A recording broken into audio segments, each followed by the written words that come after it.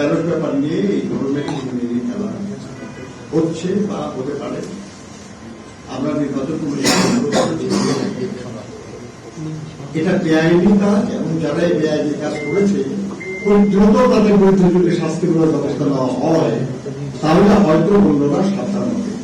আমরা তাদেরকে বলেছি যে আপনারা দেশের ভেতরে এখনো বিলি হয়ে নাই এবং যথেষ্ট সময় আছে আপনাদের, এবং ভোটার মানে যে ব্যালট পেপার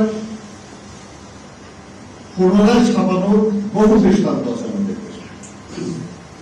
কাজেই এটা আপনাদের সংশোধন করা উচিত এবং দরকার হলে আপনার পুনরায় ছাপায় এটা বিলি করবেন।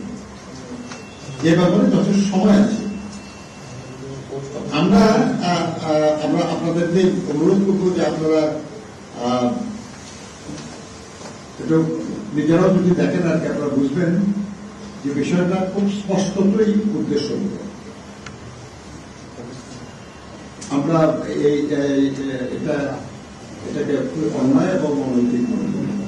আমরা মনে করি যে এটা দ্রুত সংশোধন হওয়া প্রয়োজন। আমরা এটাও আলোচনা করেছি যে এই পোস্টাল ব্যালট নিয়ে আরো কিছু ঘটনা ঘটছে। আপনারা কেউ খেয়াল করে থাকতে পারেন, বাহরাইনে একজন জামায়াত নেতার বাসায় 200-রও বেশি ব্যালট পেপার নিয়ে কাজ করার ভিডিও, প্রায় 7 মিনিটের ভিডিও ভাইরাল হয়েছে। ব্যালট পেপার আপনার একটা আমানত। আমার ব্যালট পেপার আমি ছাড়া আর কেউ দেখার সুযোগ নেই।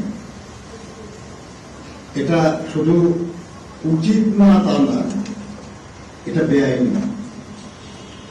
আপনারা জানেন যে ভোট কেন্দ্রে আপনারা নিশ্চয়ই অনেকেই ভোট দিয়েছেন, যে বহু বছর অনেকে ভোট দিতে পারেন নাই। আপনি যে ব্যালট পেপারটা নেন, এই ব্যালট পেপার নিয়ে আপনি একটা এনরোলারে করে যান এবং সেখানে আপনার ব্যালট পেপার ভোট দিয়ে আপনি সেখানে বাক্সে ফেলে আসেন। এর মাঝখানে আর কারো এই ব্যালট পেপার দেখার বা আর কারো এই ব্যালট পেপার হাতে নেওয়ার কোন সুযোগ থাকে না। অথচ দেখা যাচ্ছে যে বাড়িতে অনেক ব্যালট পেপার নিয়ে তারা কাজ করছে। তাহলে ব্যালট পেপারের বা নির্বাচনের ভোট দেওয়ার যে স্বাভাবিক প্রক্রিয়া, যে ন্যায্য প্রক্রিয়া, যে আইনানুগ প্রক্রিয়া, সেটা না হল। একই ঘটনা আমরা আজকেও পেয়েছি যে ওমানের একটা গ্যারেজে গাড়ির উপরে অনেকগুলো ব্যালট পেপার নিয়ে একজন কাজ করছে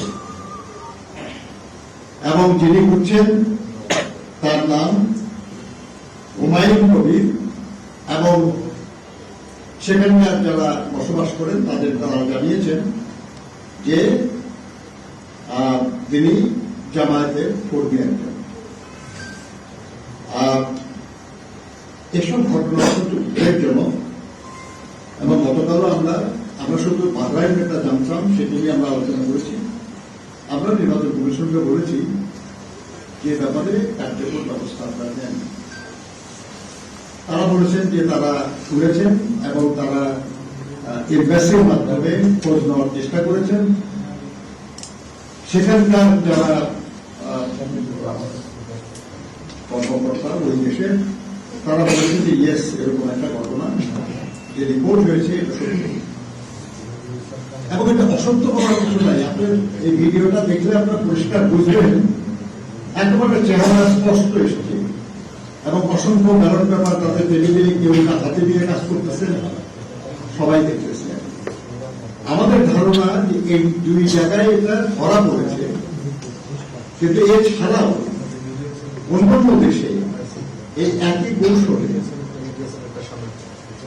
ব্যালট পেপার নিয়ে এই ধরনের খেলা হচ্ছে বা হতে পারে।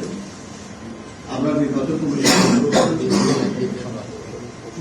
এটা বেআইনি কাজ এবং যারা এই বেআইনি কাজ করেছে খুব দ্রুত তাদের বিরুদ্ধে যদি শাস্তিমূলক ব্যবস্থা নেওয়া হয় তাহলে হয়তো অন্যরা সাবধান হবে, এই ধরনের অপরাধ নাও করতে পারে।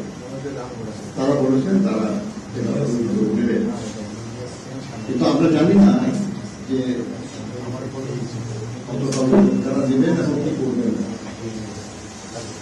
কিন্তু যদি না করা হয় আর যদি অন্যান্য দেশ থেকে এ ধরনের খবর আসতে থাকে তাহলে এই পোস্টাল ব্যালটের মাধ্যমে নির্বাচনের বিষয়টি প্রশ্নবোধ হয়ে যায়, যেটা কোনো মতেই প্রত্যাশিত।